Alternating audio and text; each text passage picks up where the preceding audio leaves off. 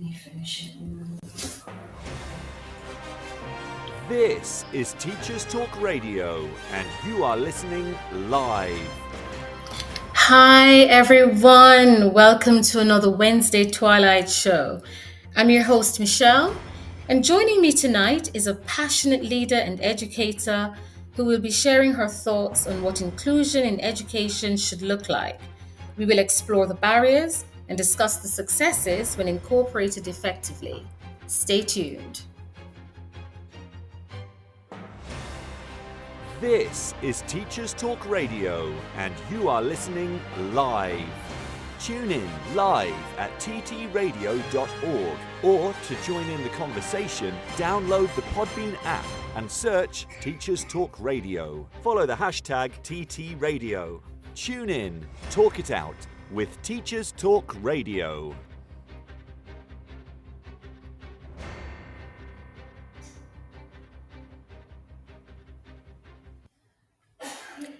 Hello, and welcome, everybody. Welcome again to another Twilight Show.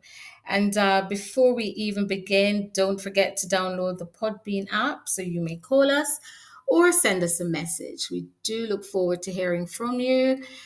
We are excited about tonight's show and just awaiting my lovely guest who is already with us.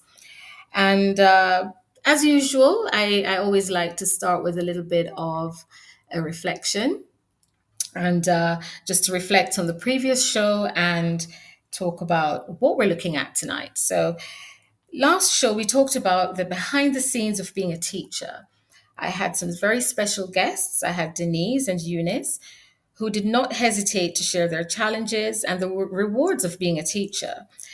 I think we concluded with the fact that teaching as a concept does not end in the classroom, but often continues well into the evenings. And I'm sure those of you who are listening who are teachers will agree with me. Sometimes spilling over into our weekends and even into our holidays. Despite that, we love our jobs as the rewards far outweigh the challenges. Actually, one colleague who tuned in said I should speak for myself when it comes to marking. I think I made a very bold statement saying I do enjoy it because I love to see the outcome of all my inputs and hard work. So she said we're not all marking fanatics. Okay, Sarah, totally agree. Oh my goodness. Emily, welcome. Thanks for joining. Emily said, I hate marking, but that's okay, Emily. We're finding innovative ways to reduce our marking load. Um, so tonight we will shift our focus to teaching and learning, specifically inclusion. I think it's an exciting topic. It is not unique to Teachers Talk Radio. It is not unique to this forum. But the stance that we'll take tonight, hopefully, we will learn a few new things about inclusion. Once again, don't forget to download the Podbean app to call or send us your questions or comments. We aim to inspire and spark a discussion. And without further ado, let me first of all welcome those of you who are already online. Thank you so much. We've got Ron Terry, we've got Emily, and we've got C Music. Thank you so much for joining. And I really hope that you'll be able to join in the discussion, send us your questions, and call in even. So without further ado, let me pause to welcome tonight's very special guest. And I actually said my expert guest, so no pressure. And she will be sharing her thoughts and observations on what inclusion truly means in a practical sense. Tonight, we have the honor of welcoming to Teachers Talk Radio, Miss Shaniel Smith. Now, Shaniel is an associate assistant head teacher with responsibility for teaching and learning. She has over 20 years of experience in a variety of education settings, and her role consists of improving pedagogy, promoting quality first education, curriculum review, and implementation within the Ofsted framework. She also enjoys facilitating CPDs to improve pupil outcomes and mentoring staff at different stages of their careers to support personal and professional growth. Chanel, welcome. Another proud Jamaican, and we do look forward to hearing from you throughout tonight's show. So, Chanel, listen, just relax, speak from the heart, and we're going to have an amazing time tonight. So, listeners, remember to call in or send us a message by downloading the Podbean app. And before we begin tonight's show, we're going to take a short break and listen to some of our sponsors. So, do stay tuned. This show is brought to you in partnership with John Catt Educational, publishers of professional development books and resources that support great teaching and learning in schools around the world. Don't miss out. Level up your professional development today and visit johncattbookshop.com to explore the full range of titles. Use the code JCTTR2425 for 20% off your order. Happy reading! Are you a teacher who has concerns about your students' low reading levels? Are you also worried disadvantaged students won't be able to catch up? The online reading development program, Dreambox Reading Plus, adapts to a student's skill level, accelerates reading progress, and helps students acquire a wide vocabulary. The patented technology develops reading fluency and supports the transition to increased text complexity from Key Stage 2 to Key Stage 3 and 4, where language and vocabulary are more challenging. You can try the program with a free 4-week pilot today. Search Reading Solutions UK to find their website and request your free pilot. How do we stop teachers marking books on their kitchen table on a Sunday night instead of wanting to spend time with their family? Is live marking truly cutting-edge practice? What if I told you that I could provide evidence of verbal feedback and its impact on student outcomes? Now, traditional marking, time and time again, is reported as the #1 reason why teachers leave the profession. It trumps behaviour issues and teacher salary.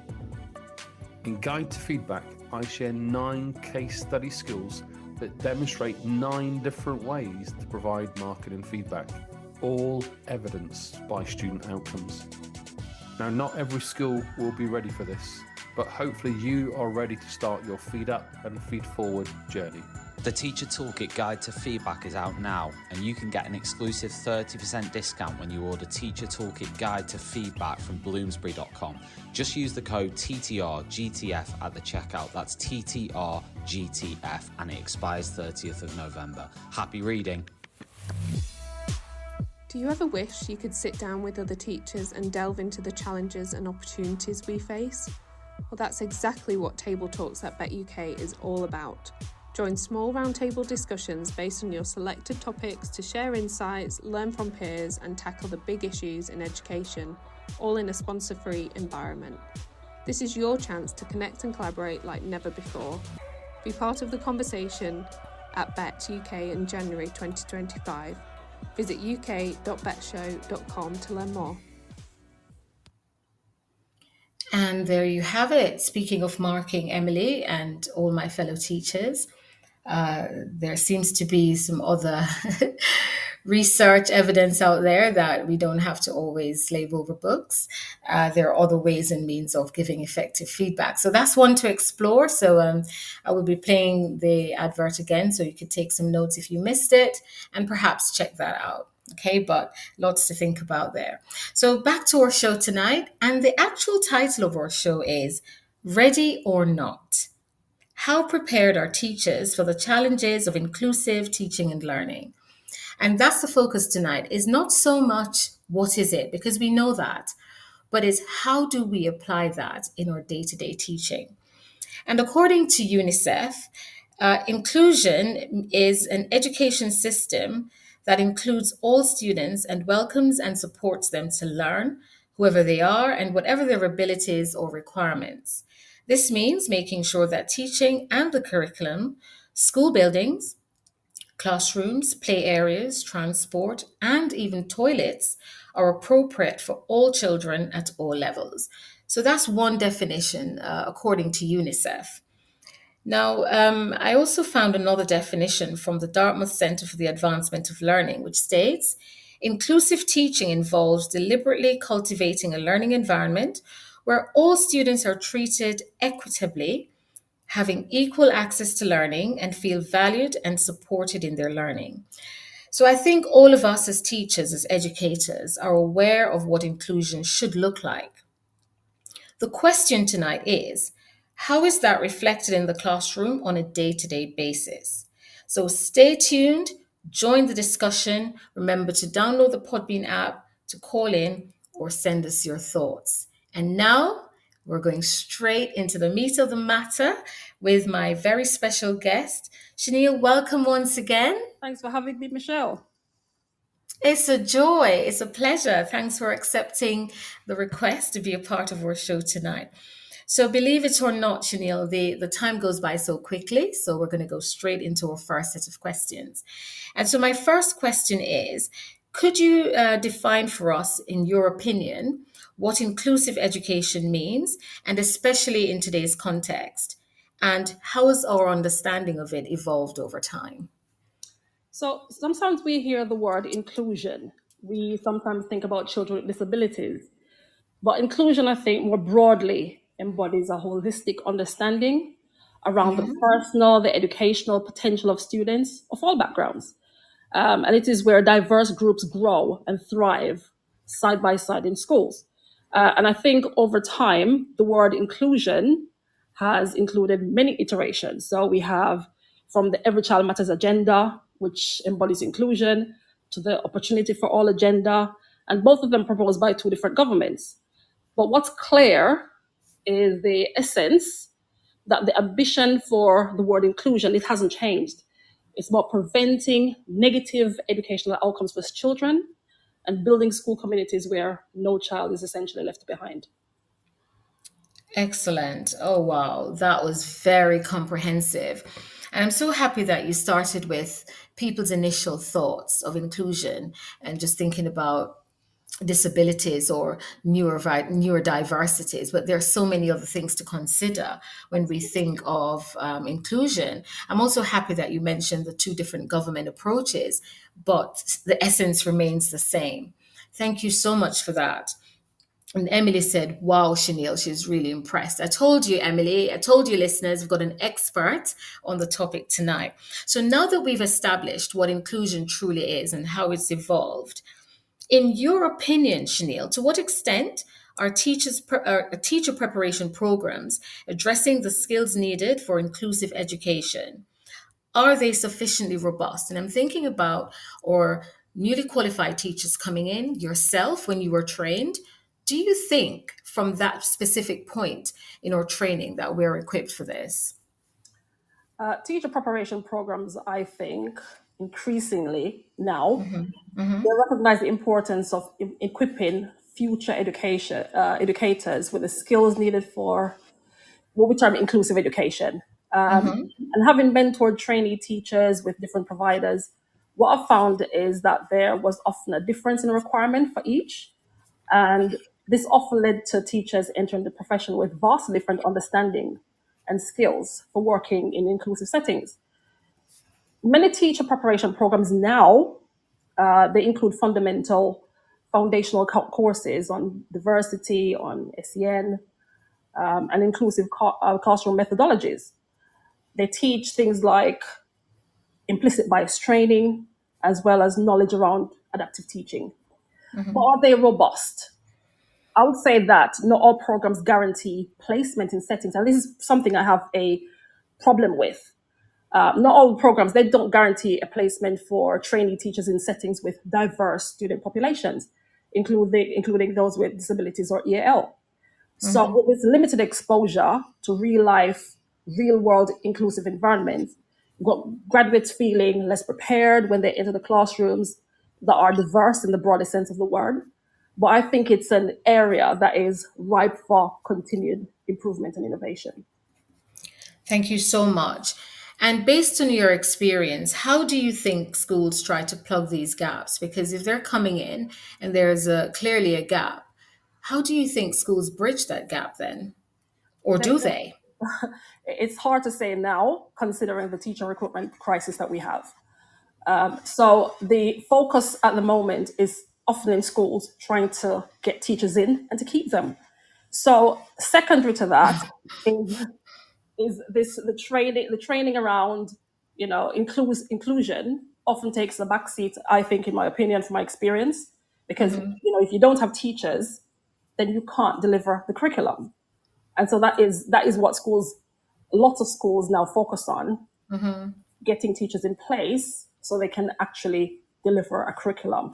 And I think that's over time that might change, hopefully, with better recruitment and retention and a bit more, Yeah. the government putting more effort into teacher training. Well, let's see if this changes in the future. But at the moment, there is a shortage when the new trainees enter the classroom.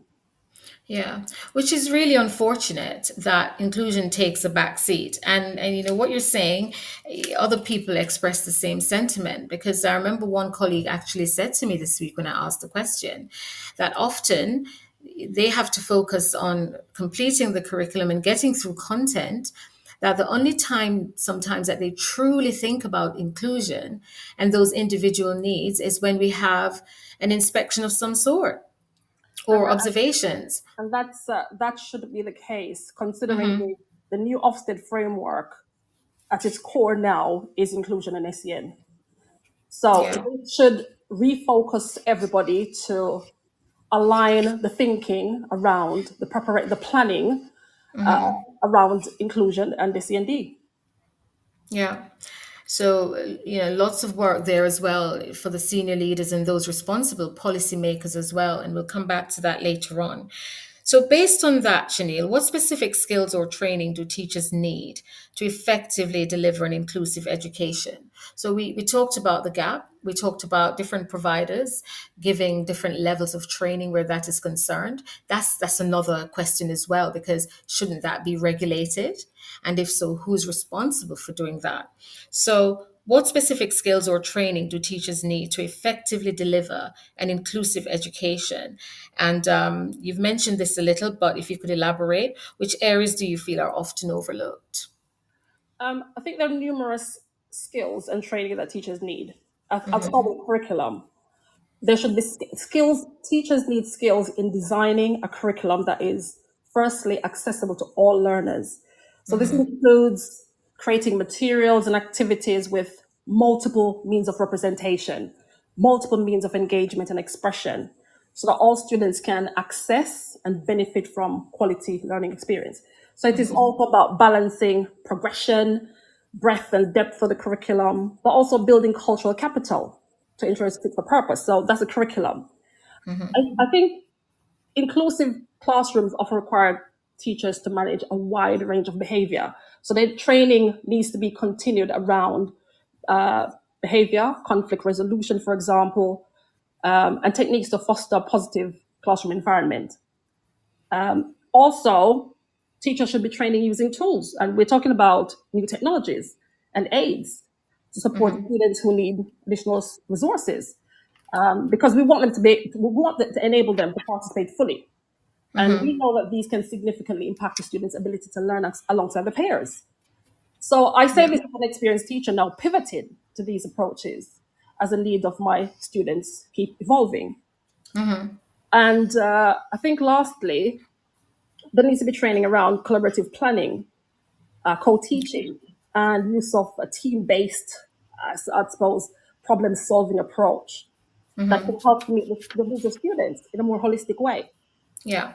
This means effectively co-planning with data, and we know that co-planning helps to reduce workload. So we are in a high-pressure environment in schools, and so we've got to be really creative about how we do things and what we do to actually get the best impact educationally, academically, and otherwise for our students, but also to ensure that we're reducing workload, because that is a massive issue. The things that I think get overlooked, I'll say two things. Many students, they have traumatic experiences. Okay, good. Whether it's related to disabilities or socioeconomic factors or other challenges. And trauma-informed training helps teachers respond with empathy and also to minimize triggers in the learning environment. And something that I just alluded to just now, about workload. Working in an inclusive classroom can be emotionally taxing, and people forget that.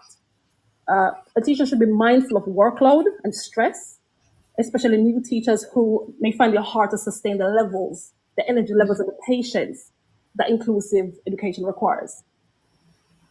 So we should plan time, we should relax and refresh, especially in our half term, to avoid the burnout, as more teachers are actually leaving the profession. Yeah. Oh, wow. Thank you so much for that, Chanel. Lots to unpick there. So you're suggesting, first of all, that we need to think about our curriculum design, that it is engaging all our students whilst offering breadth and depth, that there's cultural capital, that we think about behavior as well, because for a number of teachers, that is the main issue in the classroom, managing those behaviors and having a positive classroom environment. You also mentioned collaborative planning with the use of data. What do you think about the organization of that, though, Chanel? Because do we have enough people equipped in the schools or in our system to put people together strategically to ensure that this is effective? Because we're saying co-planning or collaborating and using data, but is everybody equipped to do that?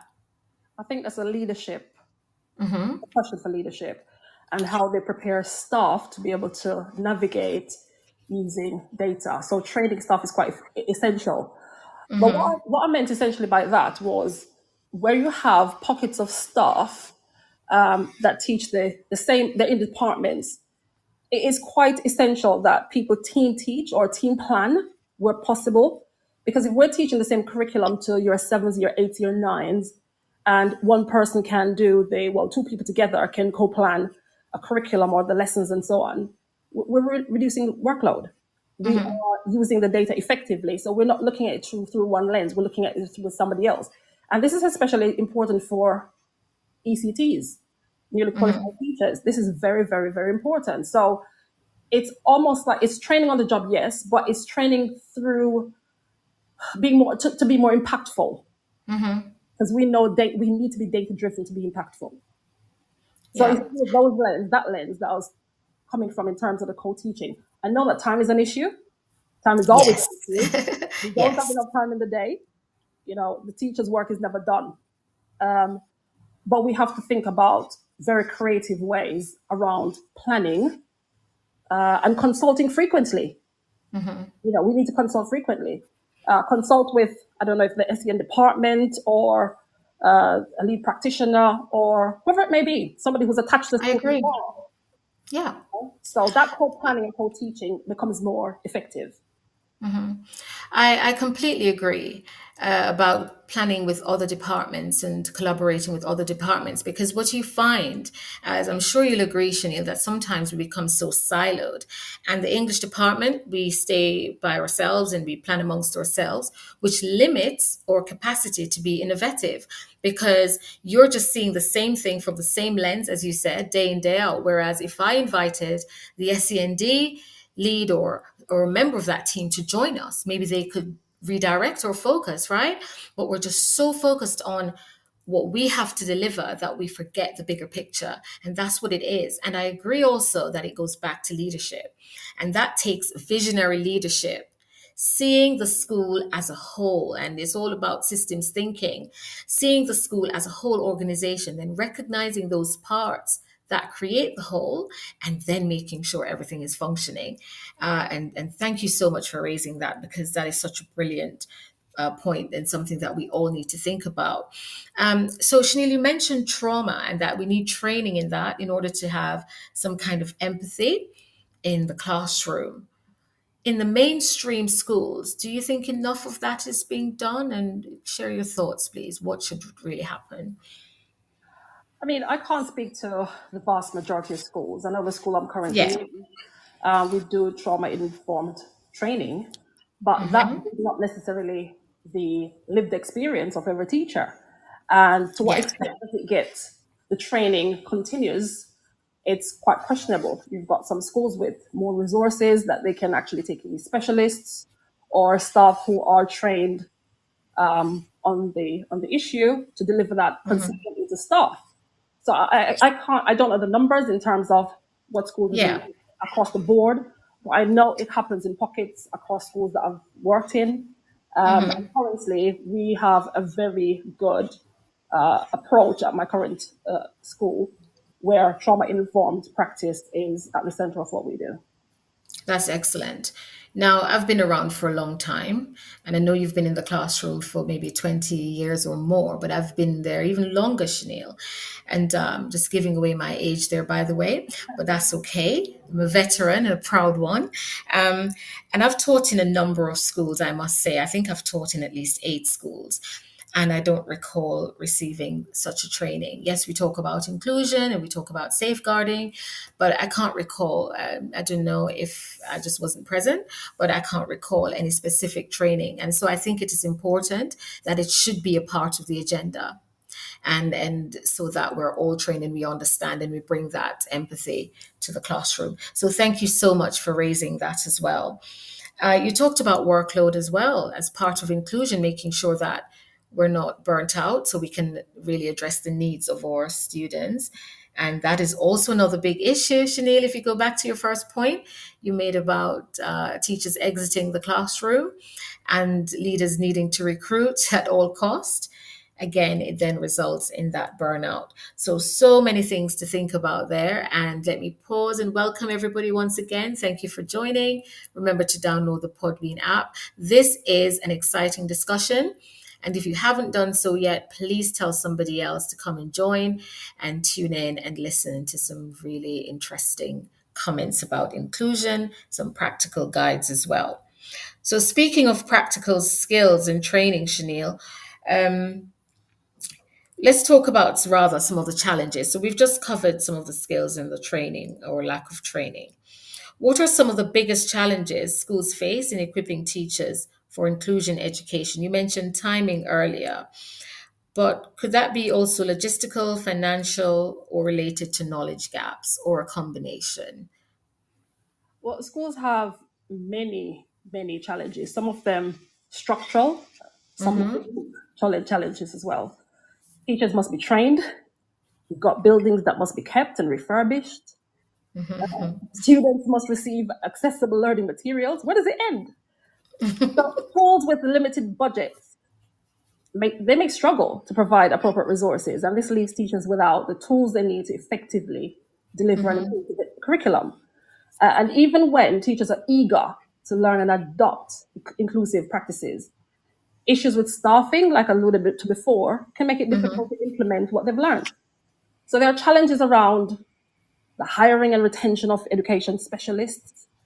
You've got therapists who are non-existent in some schools. You've got some support staff. Some schools have little or no support staff. And when it comes to providing high-quality training, that can be financially challenging for a school.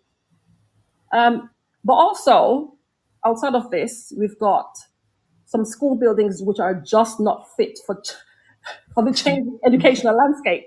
Again, Well, the 1970s and 80s buildings. right. But again, it comes back to resources. And let's not forget that schools are challenged with educating students by, tackling stigma, discrimination, and teachers need to know how to deal with this. So, the challenges are multifaceted.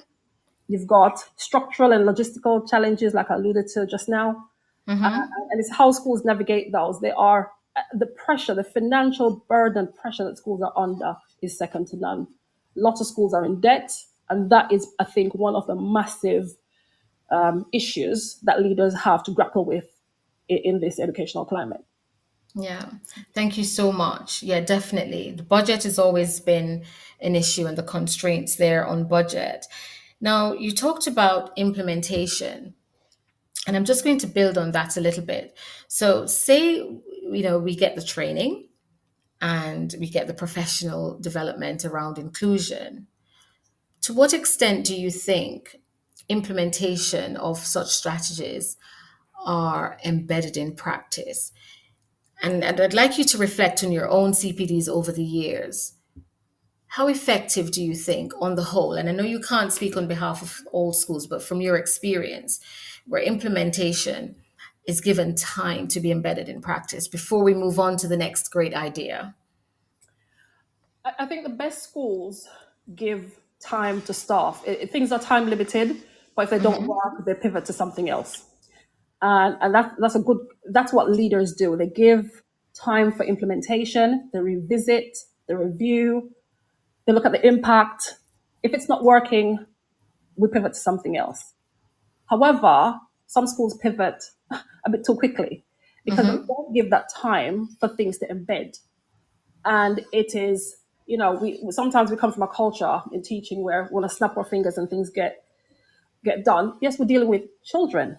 And oftentimes the implementation, 90% of the times, 99% of the times, the implementation is dependent on the people sitting in front of us, which is our children. So we've got to remember that as well. It's always about time, leaders giving time to reflect, to recompose, to redesign, and to see what the impact is and if it's worked or if it hasn't worked. Yeah, I totally agree. Thank you. And that's the thing. It's about reviewing and then going back to it and checking for the impact. And, often we find something is introduced because it's the new buzzword, but there's no time to implement. Somebody else joins the team, the leadership team, with a new buzzword, and we jump on board with that before we finish embedding the previous idea. So I think it's so important for us to see things through and make sure that everybody's on board and we all understand how this works or should work. You talked about the structural challenges as well, the buildings. So ideally, what should a school look like, Shanil? I might be putting you on the spot, but ideally, what should a school look like to suggest that they're being inclusive? We've got some school buildings now, like I said, they're not fit for purpose, really. Some school buildings, we know they had building schools for the future, which some schools benefited from and some didn't. Yeah. And we're talking about the physical environment where some schools can have, let's say, children in wheelchairs going there. So it's, an inclusive environment. Have lifts for children who, you need to make adjustments for. However, you've got schools like my own at the moment, it's not the physical infrastructure doesn't allow that. Yeah. And so, ideally, we'd like schools, the physical school, to be inclusive for all children, irrespective of needs. Yeah. Saying that as well, you've got schools now who have these different areas where therapists come in, and I've got in my setting, you've got different rooms, for example, for children who've got behavioral issues, boxing as an outlet because of the needs of these children. Ideally, schools should look like that to cater to different needs of the school populace. However, again, money is an issue. If the building has 27 classrooms and you have all these grand ideas to implement, you can't physically do it because the infrastructure doesn't allow it. So, ideally, it should encompass, the physical building should be inclusive for everybody. And the offering should be inclusive for everybody who's got different educational needs. Yeah. Oh, thank you so much. Totally agree. And so just listening to you, Shanil, I'm just thinking, right, and who's responsible for ensuring that this happens? Because if there's a budget constraint, the head teacher's hands are tied, then who is responsible for ensuring that our schools meet the needs of our children? I think there's a policy. Yes. That's a policy issue, and that comes from local government or, the government at large. And that needs to come from above, so we can our children can benefit in schools. And it's also the lack of equity as well, because schools differ from region to region, right? And from areas to areas. And in some areas, you find that the schools are well equipped and they can afford everything that they need. And then you have in some other areas, more deprived areas, where we see the lack. Absolutely. Yeah, so that lack of equity. So you've actually answered some of the other questions I was about to ask before the next break. We talked about the importance of ongoing professional development to support teachers to teach inclusively. But if you could reflect and just share with us some effective approaches that you might have seen. Um, so there is the professional learning communities that I know some schools are a part of.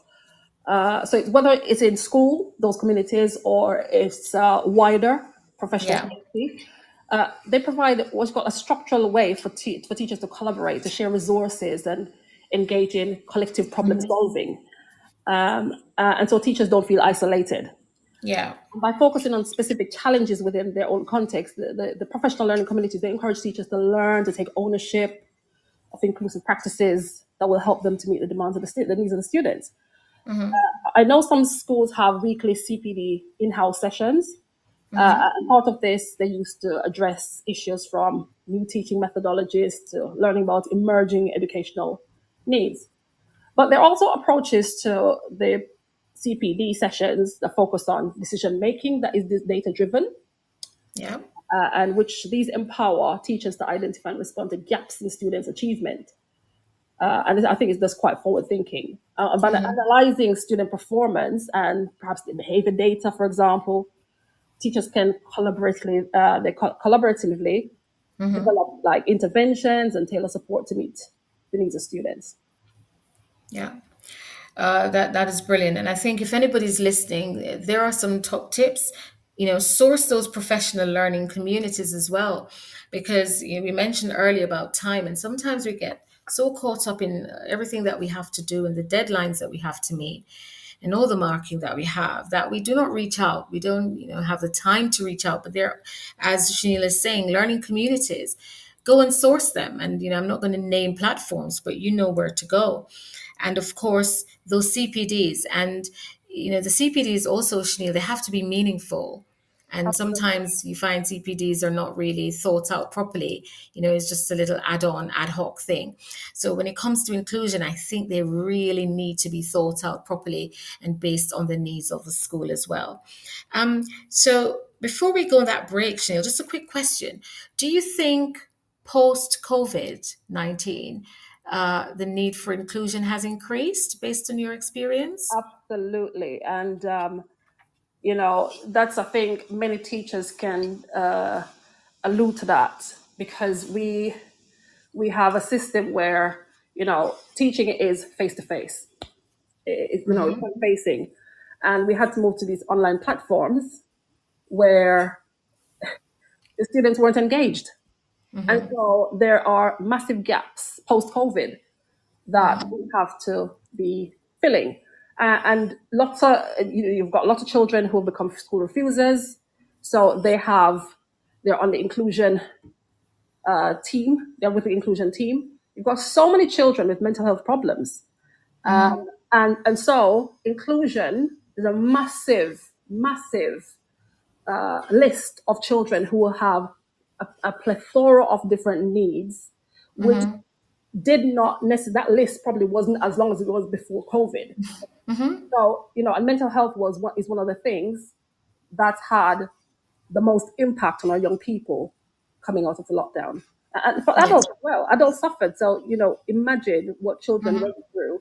If, you couldn't interact with an adult, another human being. And we know children, they need that front-facing from adults as well. So lots to think about post-COVID. Yes, it's had a detrimental effect on our children. Definitely. I remember afterwards as well that some schools did get a budget, a post-COVID budget to close gaps, literacy gaps and all the other gaps. And I'm not so sure how well some schools spent that money. I think just based on my experience, sometimes the budget went elsewhere and not necessarily to help or to think strategically of ways in which to address those gaps. But it is an issue and something we need to think about. And speaking of those literacy gaps, because that is also inclusion, how are we catering to the students who have these delayed language learning as well, so neurodiverse students, or, having low reading ages. And I was speaking to my cousin earlier, who is in an alternative provision school. And she said people seem to forget that there is a link between language delays, literacy, and the prison population. There is. And I didn't get a chance to get too much into that conversation with her, but something I found rather intriguing, and you're saying it is. Would you like to shed some light on that? I mean, one of the things that I looked at when I was doing my master's in exclusion, and it just sprang out to me. It's that link between language acquisition and being, in the prison population years later, post leaving school. Now, it is a combination of factors, and it's not just one thing. It's a combination of factors. So we've got literacy rates, we've got ethnicity, we've got boys. And if a young person fits in to those different categories, they're more likely, I think there's 7% likely to end up in university, which is really, really low. But they're at risk because they cannot access the curriculum. Yeah. And you're talking about being able to not only access the curriculum, but just everyday, just access to everyday resources. If you have low literacy, then your chances of actually, going to the supermarket and, reading, just the basics that we take for granted, those children cannot do. Yeah. And out of frustration sometimes, behavior comes out of frustration. And there's the whole array of impact because of low literacy rates. Yeah, thank you so much. And Emily said, wow, I never considered that link. Yes, definitely interesting, Emily. And that is why education is not just what happens in front of us in the classroom. It extends beyond that. And then we have these issues, and then it goes back to the point you made earlier, Chanel, the lack of training for staff. And so what happens is we're not equipped to deal with these issues and to bridge these gaps. We're not trained enough to do it. It's not embedded in practice or in policy. And so what happens is we move these children along and we move them to the alternative provision because we're not equipped to do so. And then, they sometimes fall out of the system, come back to us, and then disappear and end up in the prison population.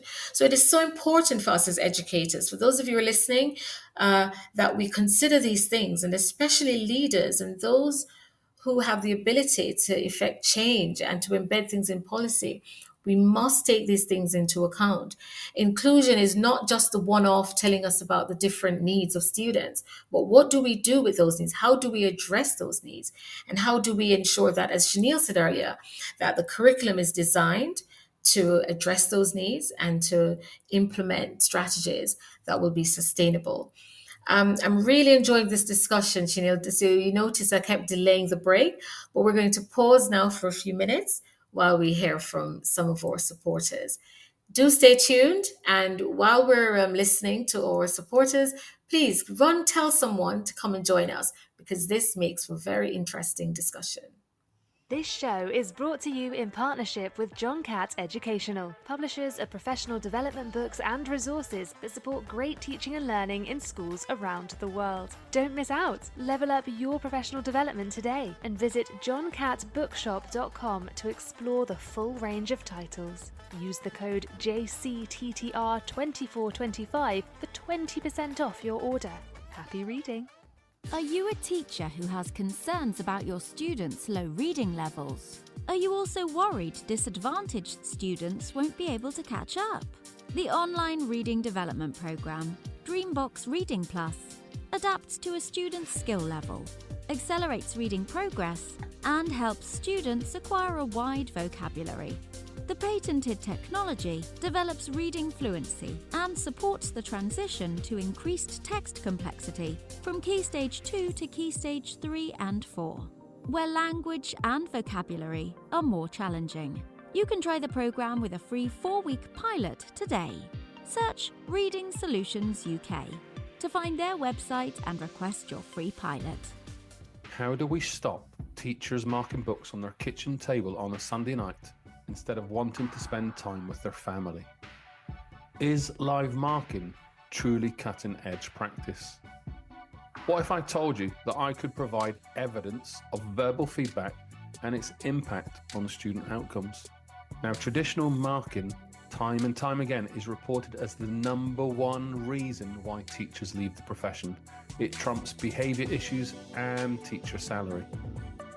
In Guide to Feedback, I share 9 case study skills that demonstrate 9 different ways to provide marking and feedback, all evidenced by student outcomes.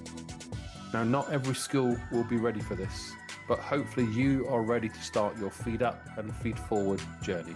The Teacher Toolkit Guide to Feedback is out now, and you can get an exclusive 30% discount when you order Teacher Toolkit Guide to Feedback from Bloomsbury.com.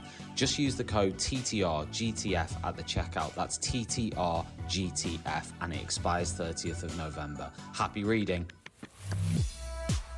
Do you ever wish you could sit down with other teachers and delve into the challenges and opportunities we face? Well, that's exactly what Table Talks at Bet UK is all about. Join small roundtable discussions based on your selected topics to share insights, learn from peers, and tackle the big issues in education, all in a sponsor-free environment. This is your chance to connect and collaborate like never before. Be part of the conversation at Bet UK in January 2025.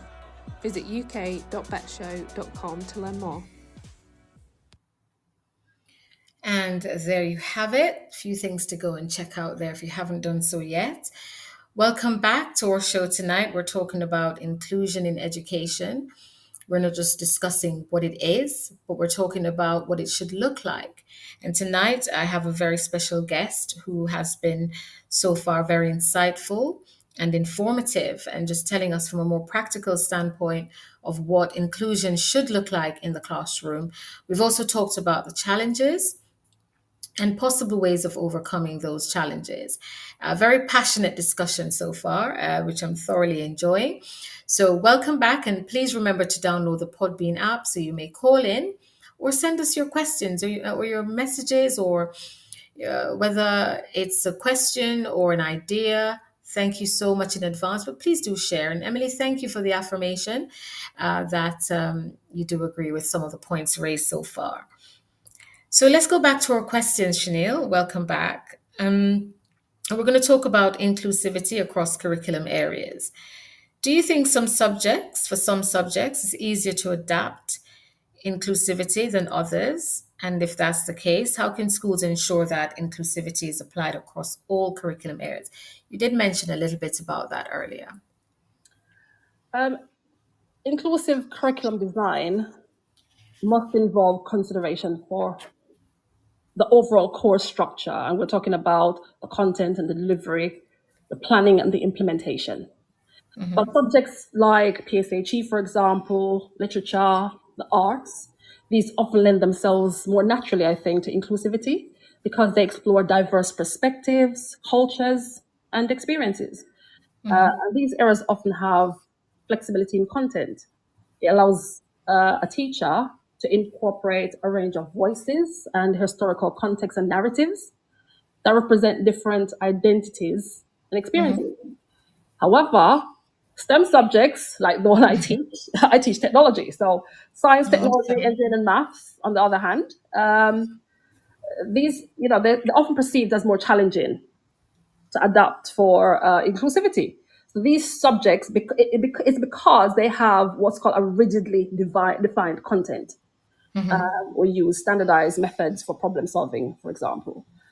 But I think schools should work to integrate diverse perspective. For instance, in science, you can include female scientists, technology designers of color, offer students role models from various backgrounds that challenge stereotypes. And I'm saying this as a technology teacher, a female technology teacher. And this could make it meaningful for students. Mm-hmm. In maths, for example, using word problems that reflect a range of cultural contexts and family structures, This can make it inclusive for children. Science experiments, for example, or let's say a history lesson can be framed in a way that reflects global or local perspectives, which are in line with students' lived experiences. And I use this example in technology. At the moment, I'm teaching my year 8s biomimicry. And that takes a different meaning when I say to my year 8 students that the Olympic swimming suits that competitors wore to break Olympic records was inspired by the shark skin. So that gets exciting.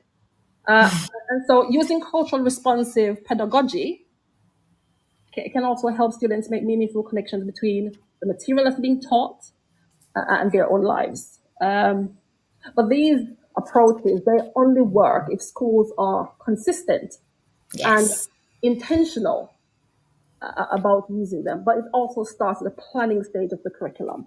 This has got to be really well thought out at that stage before implementation. Because you go to the implementation stage and, the students can't really identify with the curriculum content. Yes, I'm learning about whatever the government is saying I should learn about, but it's not adapting the curriculum so it is serving our children well. Yeah. Oh, Chanel, well said. And I was just busy jotting things down because I think everybody should take notes of these things. So you mentioned that. So the curriculum to be inclusive, we should challenge stereotypes, and therefore we should think about different people who've contributed to our subject area and raise awareness so that our children understand that and see that. Cultural responsive pedagogy, I love that. And because, again, when we think of inclusion, it's not just about neurodiverse learners. There are other things, as Chanel has articulated so well. So cultural responsive pedagogy. And thank you so much for showing us that it's not just limited to the arts and PSHCE and arts and literature. Other subjects are also able to adapt if we are consistent and intentional in our curriculum design. So that's what I've gathered from what you've said there, Chanel. And I think that is one of the biggest takeaways tonight. Be consistent, be intentional to ensure that we include all our students and give them cultural capital. My boss, Tom, is online and he's a history teacher. So I'm sure he'll agree that in the humanities as well, there's lots of scope, Emily as well, lots of scope to be more inclusive. But other subjects will have to be intentional to make this happen. I love that. Thank you so much for sharing that with us, Chanel. So let's talk about the role of educational technology. And we can't get away from that because that's the world we're living in now, and the digital age is just growing from strength to strength. How do you think educational technology is influencing inclusive education? Let's start with that part of the question first. Educational technology, I think, is making significant strides in promoting inclusive education to meet a diverse range of needs. And it's actually breaking down barriers to accessibility and engagement. And I think the one thing that I would say, although it's breaking barriers and it's actually helping students to access the curriculum in more ways than one, I always go back to schools don't have money. Yeah. It influences education when schools have money to put them in place. Yeah, definitely. Outside of the classroom, it's influencing teaching and planning as well. We have lots of AI. I know a couple of colleagues of mine were looking into different AI packages that would help them with marking and reducing workload and so on. And it's something that I know different people are playing around with. But it is the future. It's where we're going. It's where industry is going, and I think we have to, if we want to be competitive and stay relevant, we have to pivot to that as well. Yeah, and ensuring that no child is left behind in the process because of lack of affordability. And as you said, it goes right back to the budget and the school's budget. So I do hope this particular podcast will go out to Downing Street. They need to do something about that, prioritize education, and make sure that we have everything we need to prepare our young people for the future. Okay, so somebody please make sure that our government hears this particular podcast. Um, do you think schools are leveraging tech in ways that truly make learning accessible for all students? So this is where the inclusivity comes in. I think they're increasingly leveraging tech tools, but the extent to the success depends on factors like, as I said to you, resources, teacher training, policy, and whatever support that exists for the implementation of these. So you've got some platforms we know, like, I don't know if I'm allowed to say that, Sparks, for example. Yeah, please don't. Yeah, but it's okay. Some technologies and the platforms, they have been impactful for both teachers and students. So you've got students' learning levels are checked and the content is adapted.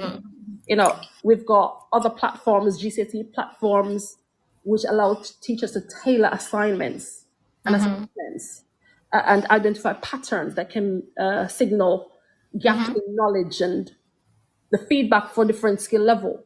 And ensure that students with diverse learning needs are appropriately targeted. Exactly. But many of these tools they were very popular during the pandemic. But from my experience, I know that some students did not engage as much as they should. And that's for a variety of reasons. You've got a lack of motivation sometimes, or simply they don't have the facilities or the broadband. So leveraging the tools is one part of the equation. The finance that I talked about earlier on, but the monitoring is very important. And so if we don't monitor, we don't know how impactful that is. But there's in a broader sense, if we think about everything that teachers have to do. Yeah. On top of it, yes, these platforms do work. But to what extent do we need somebody to oversee this, perhaps, in different schools? Because speaking from experience, I've had learning platforms, and I've had schools where they've got several different learning platforms, and it becomes a lot. So it's maybe tailoring it down to one or two platforms that meet the needs of, let's say, students with a low reading age, or leveraging it for students in maths who are falling behind, for different sets of students as an intervention. But as I said to you before, workload is an issue. And oftentimes I hear, teachers say, another thing, it can actually help to reduce some of the work that we have to do. But how do we go about implementing it and monitoring it? The monitoring that's a problem. Yeah. Monitoring, implementation. And yes, of course, in terms of technology, there are so many other factors that inhibit implementation. And I think one of them, believe it or not, Shanil, is fear. And I've done surveys among staff to ask what tools do you use? And there are so many out there. And they just stick to what they know. They say, I stick to what I know. I don't want to touch anything else. I don't want things to break. I don't want my systems to shut down. And so they avoid it. And so sometimes they're very cost-effective tools out there and some free, right? But again, it's time to tap into that and overcoming that mindset as well among staff to try new things and to tap into what the world of technology has to offer. And this fear of thinking, oh no, it's going to take our jobs and so on, but rather looking at it as a tool to enhance pupil engagement, enhance teaching and learning, and to reduce our workload. And then we'll be able to take care of all the inclusive stuff and make sure that our students all benefit. So there are some things out there easy to access, but again, who is going to streamline that, oversee it, manage it, and make sure that it is sustainable? So lots to think about there. So we're going to kind of step outside of the classroom now and talk about parents and the wider community. How important do you think is the role of parents and the wider community in supporting inclusive education? And how can schools work better with these groups to support their teachers? The parental and the community, the parents and the community involvement is essential in fostering a successful inclusive education in schools. When parents and the community actively support a school, they help to create an environment where children feel safe, valued, they feel supported, regardless of their abilities and their backgrounds. Parents who understand and support inclusive values, they can help to reinforce positive behaviors. Yes. They can model acceptance, which helps children embrace diversity. And something that I've been doing is about community partnerships as well. So community partnerships with schools can support extracurricular activities. They can provide funding for resources or create awareness programs that promote understanding around the issues. And so one of the things I've been doing is partnering with one of my local establishments. And they've actually given us, they have helped us to raise money to plug a few gaps in school for different sets of children. Wow. They give us opportunities to get our children to volunteer. And this is something that probably schools and leaders need to look into. Be a bit more creative around how you go about involvement with the community. And parents in the community, they can help human resources, for example, get speakers. I've got them in schools all the time, using people from the community for advocacy, things like translation services, perhaps. And where it's appropriate, I think volunteering when it's appropriate. Sometimes I think teachers find it difficult to engage in supporting with parents. They find it difficult to engage parents in supporting inclusive education because, there are few parents who are concerned over the perception of inclusion. And schools can initiate regular communication, for example, to mitigate some of these issues, trying to build relationships with these parents.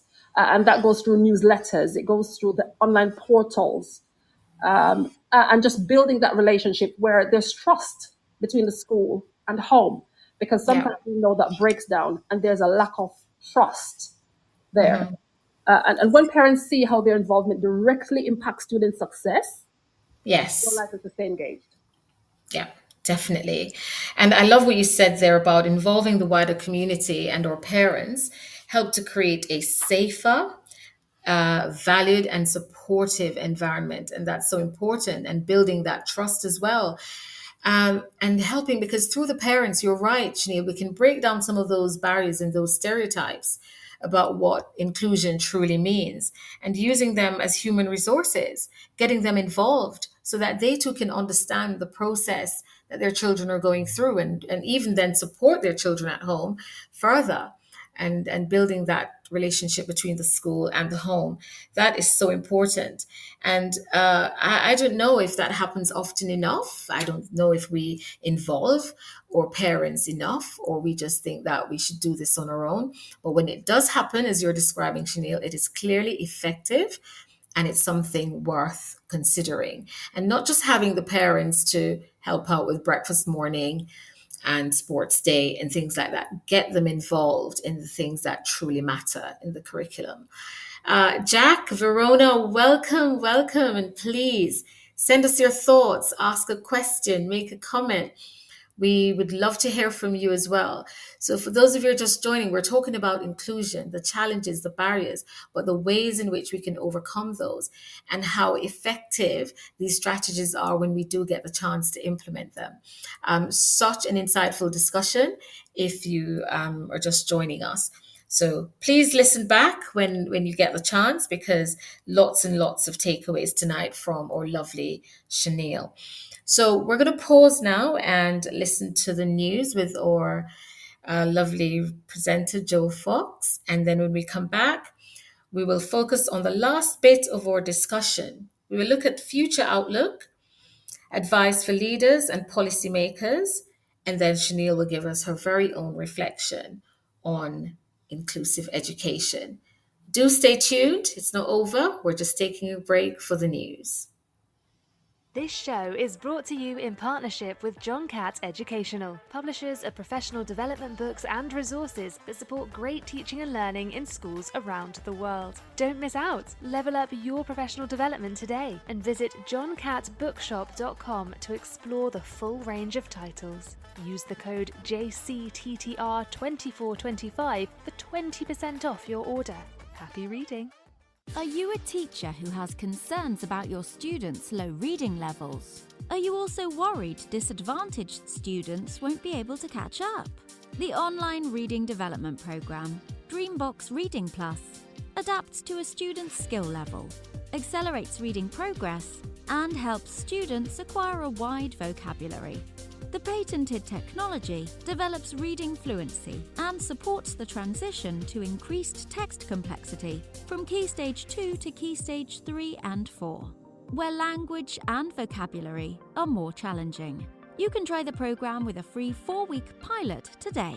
Search Reading Solutions UK to find their website and request your free pilot. How do we stop teachers marking books on their kitchen table on a Sunday night instead of wanting to spend time with their family? Is live marking truly cutting-edge practice? What if I told you that I could provide evidence of verbal feedback and its impact on student outcomes? Now, traditional marking, time and time again, is reported as the #1 reason why teachers leave the profession. It trumps behaviour issues and teacher salary. In Guide to Feedback, I share 9 case study skills that demonstrate 9 different ways to provide marking and feedback, all evidenced by student outcomes. Now, not every school will be ready for this, but hopefully you are ready to start your Feed Up and Feed Forward journey. The Teacher Toolkit Guide to Feedback is out now, and you can get an exclusive 30% discount when you order Teacher Toolkit Guide to Feedback from Bloomsbury.com. Just use the code TTRGTF at the checkout. That's TTRGTF, and it expires 30th of November. Happy reading. Do you ever wish you could sit down with other teachers and delve into the challenges and opportunities we face? Well, that's exactly what Table Talks at BetUK is all about. Join small roundtable discussions based on your selected topics to share insights, learn from peers, and tackle the big issues in education, all in a sponsor-free environment. This is your chance to connect and collaborate like never before. Be part of the conversation at Bet UK in January 2025. Visit uk.betshow.com to learn more. This is Teachers Talk Radio, and this is Teachers Talk Radio News.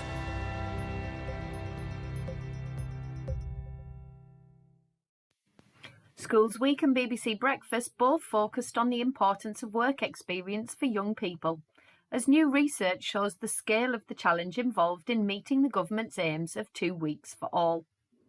A report by the Social Market Foundation looked at the role of assumed knowledge in youth transitions from education to employment. The evidence, the report says, shows that young people from more privileged backgrounds and those with graduate parents appear more confident and adept at navigating their way through education and into careers. Data from Management Information System ARBA suggests that work experience provision varies hugely across the country. But overall, while 78% of secondary schools in the sample recorded some pupils as having done some work experience in Year 10, only 49% of pupils themselves actually took part. Where pupils were getting work experience, it averaged at just under a week. Just 2% of pupils completed 2 weeks. The government is aiming to guarantee 2 weeks' worth of work experience for every young person, but many say the plan is too ambitious given the current position. For the target to be achieved, many more employers will need to offer places, quadruple the current number, or at least those who already offer it to give more days to more pupils. The research suggests that there is a stark north-south divide. In all regions in the north of England, the proportion of pupils who go on work experience is lower than in the south. Schools suggest that the cost of organising and running placements was high, as it took staff to organise it and make visits, check health and safety, and that this placed pressure on already tight budgets. Some also said the pandemic had made things more difficult as working from home had changed the way businesses work. Schools Week also reports on delays to the publication of 2024 league tables. Parents choosing a secondary school for their child this month will now not be able to see the most recent performance league tables after government delayed their publication. The move follows schools finding errors with their Key Stage 4 and 5 results data in pre-publication checks. The school's checking exercise deadline has now been extended until the 7th of November. Secondary data was due to be published on the 24th of October and would include Progress 8 scores. Parents choosing a secondary school for their child must submit their choices by October the 31st. The data allows parents to compare schools, but leaders said the delay should not cause a huge inconvenience, as many will have already made decisions based on open days, other information and experiences. The Department for Education said that a new portal had suffered technical difficulties, but that they were working hard to resolve it. The BBC reports that the government is considering a smacking ban for England. Bans have already been brought in by devolved governments in Scotland and Wales, as well as Jersey, which outlaws the use of physical violence to punish children. Plans for the laws in England were rejected by the previous government as recently as last year. The move comes following fresh calls for a ban by the Children's Commissioner for England, Dame Rachel de Souza. She said, "If we are serious about keeping every child safe, it's time England takes this necessary step."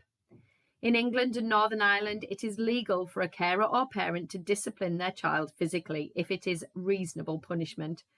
But the Children's Act 2004 made it illegal to assault a child causing actual or grievous bodily harm. Finally, Sky News covers the issue of teachers who experience bullying at work and who signed non-disclosure agreements as part of their exit from the workplace.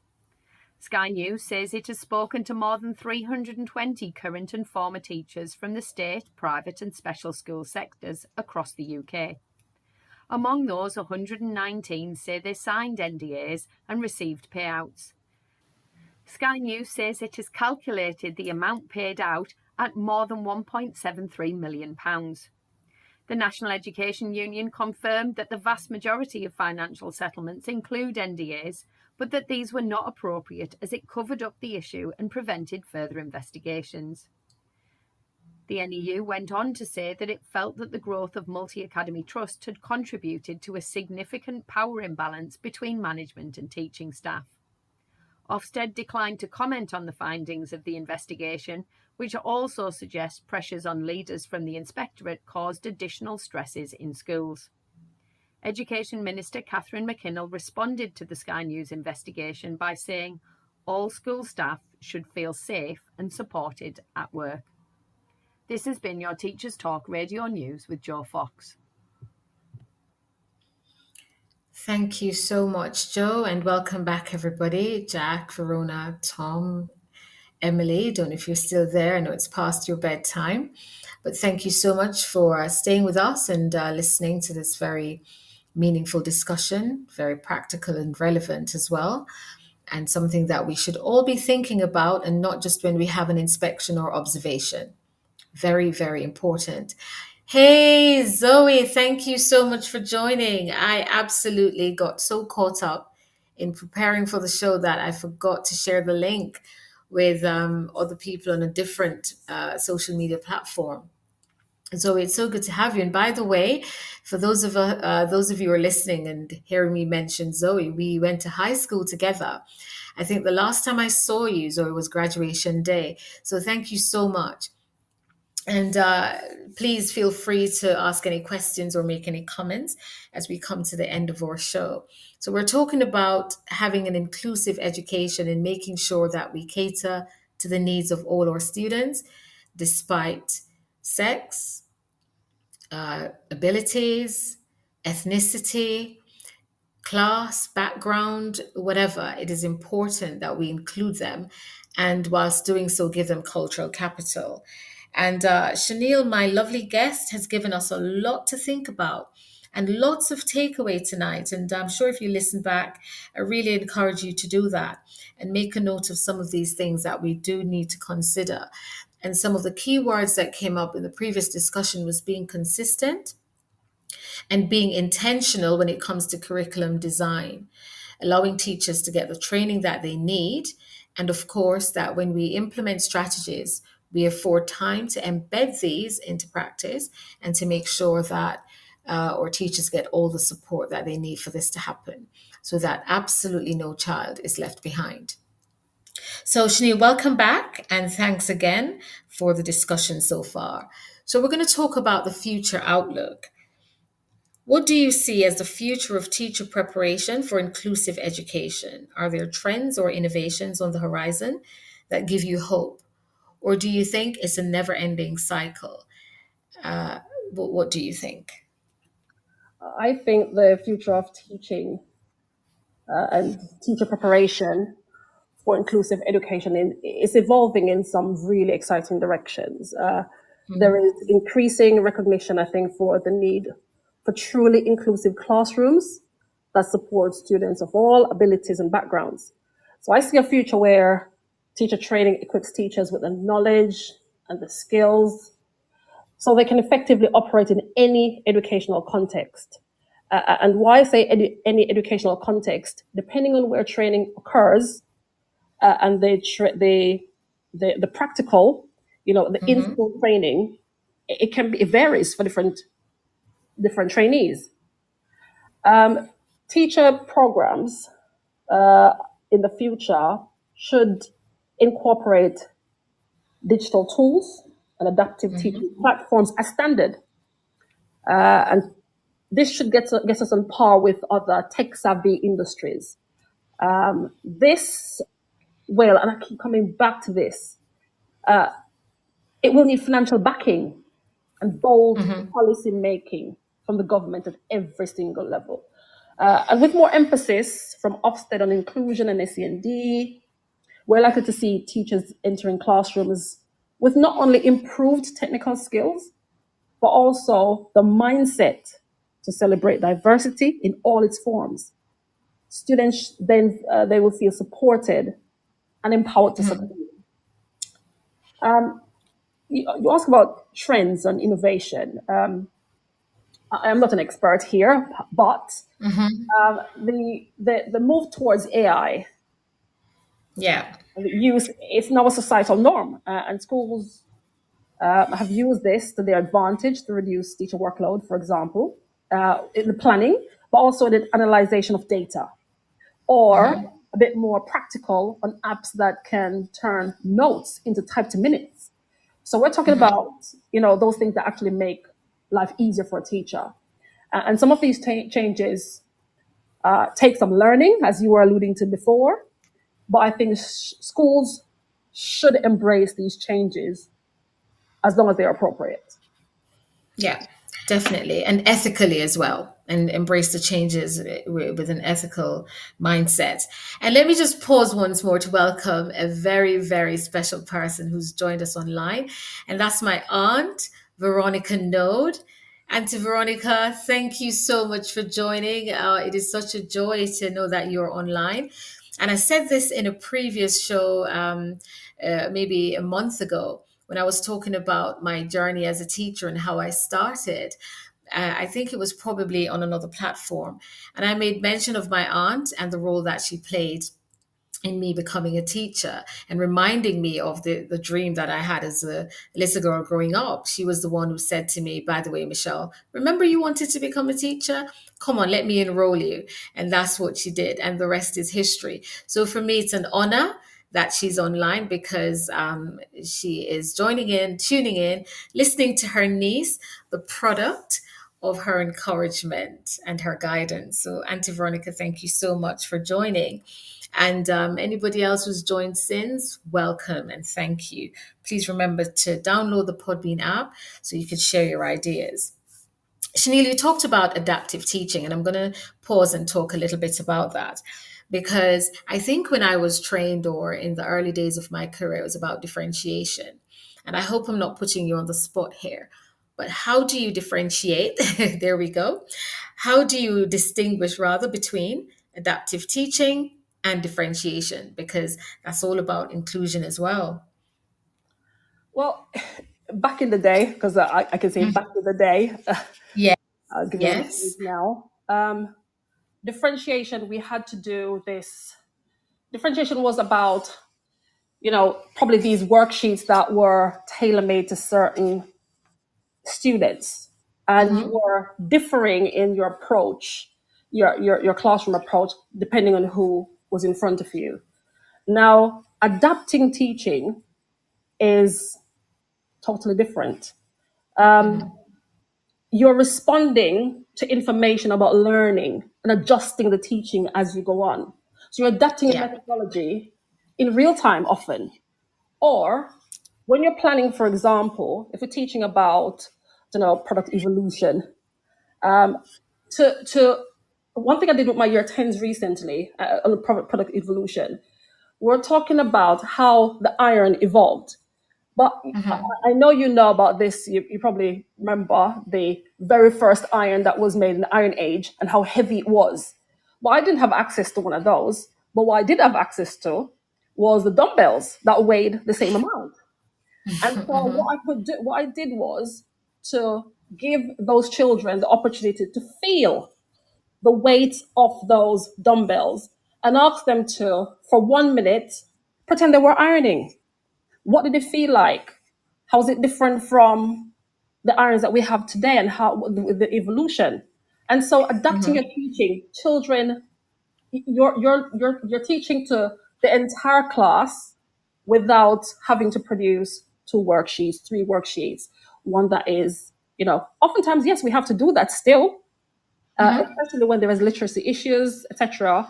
But with adaptive teaching, you're adapting as you're going along, as you see themes emerging, or you're planning because you know these things might emerge. They can't identify with the curriculum, let's say, until you show them that it has meaning. You've adapted it in that way. Yeah.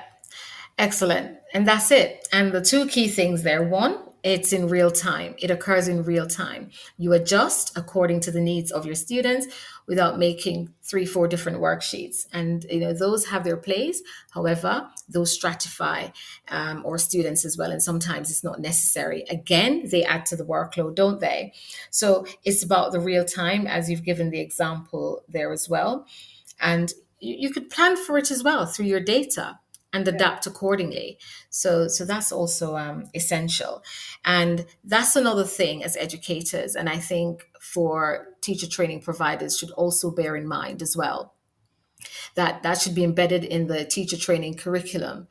Teach trainees how to adapt their learning and not just catering for this group of students over here. They deliver the same curriculum, but within that, you adjust accordingly in real time. Thank you so much. And believe it or not, look at that. Our hour and a half is almost over.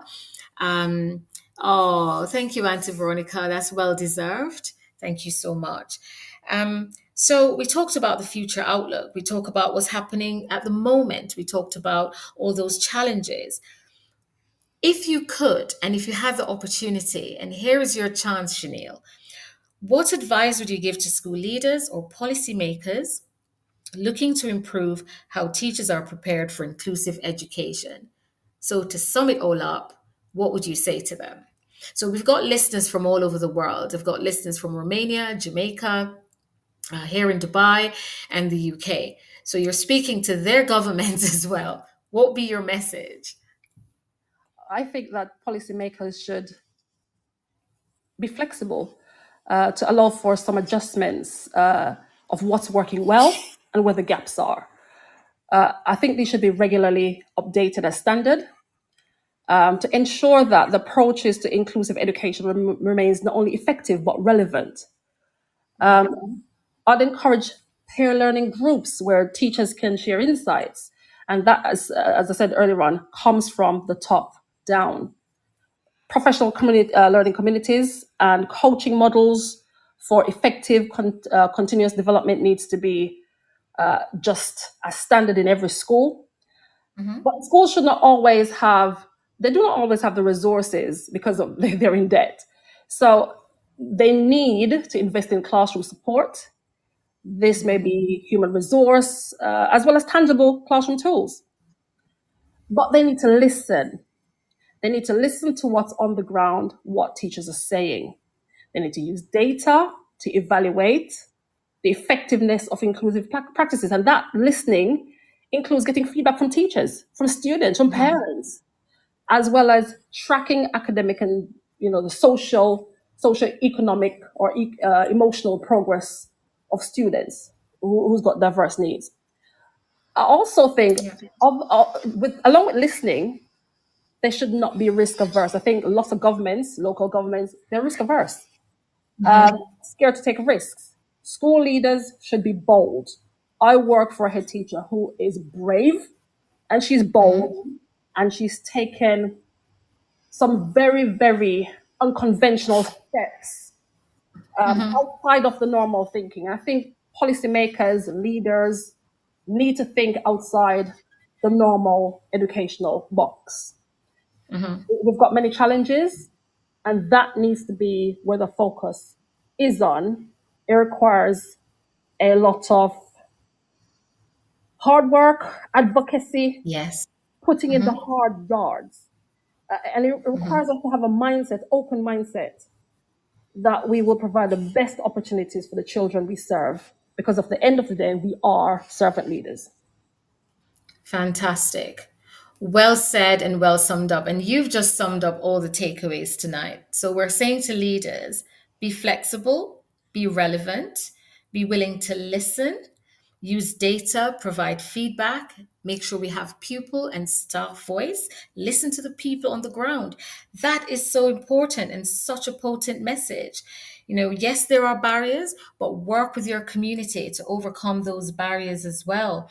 And, sometimes, as I'm sure you'll agree, Chanel, leaders become detached from the classroom and forget what it was like. And so they become isolated in their thinking as well, and very siloed in their thinking and narrow-minded. So it's important, leaders, as my guest said tonight, it's important for you to listen.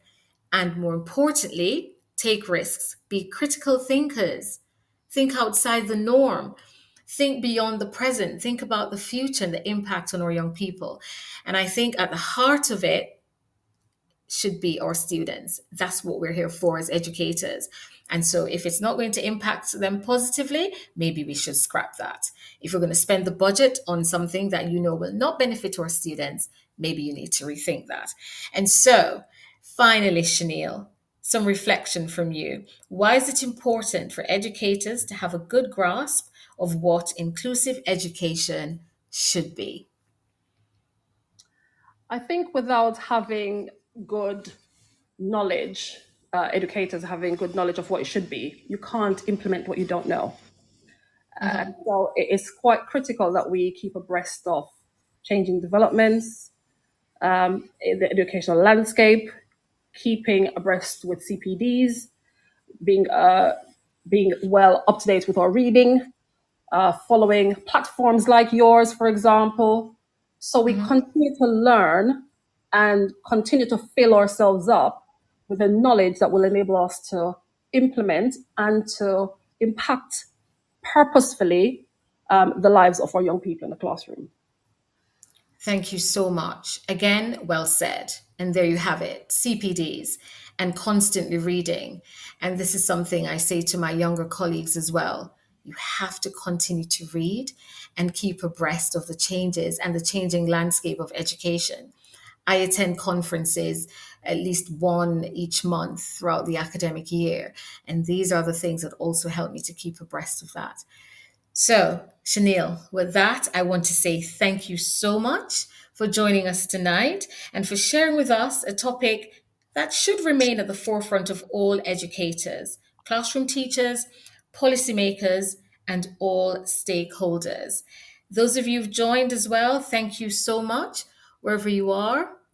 Thank you for taking the time, for listening. I hope you've had some takeaways as well. My parents over there in Kingston, once again, my aunt, Zoe, Verona, Jack, Emily, and everybody else who joined us tonight who are listening in the distance. Thank you so much. I know that we've got at least 19 of you there listening as well. Thank you. And most importantly, I hope you've taken away a lot from tonight's program that you can then bring back to your school and have a chat with your senior leaders and talk about the provision that's there. Is it lacking? Is there room for progress? Is there room for improvement? Go away and have that discussion. So thank you again, everyone, for joining us and for sharing in tonight's discussion. And I will see you again in 2 weeks' time on Teachers Talk Radio. Have a good evening. You've been listening to Teachers Talk Radio. Tune in live and listen back at ttradio.org. We look forward to hearing from you next time on Teachers Talk Radio.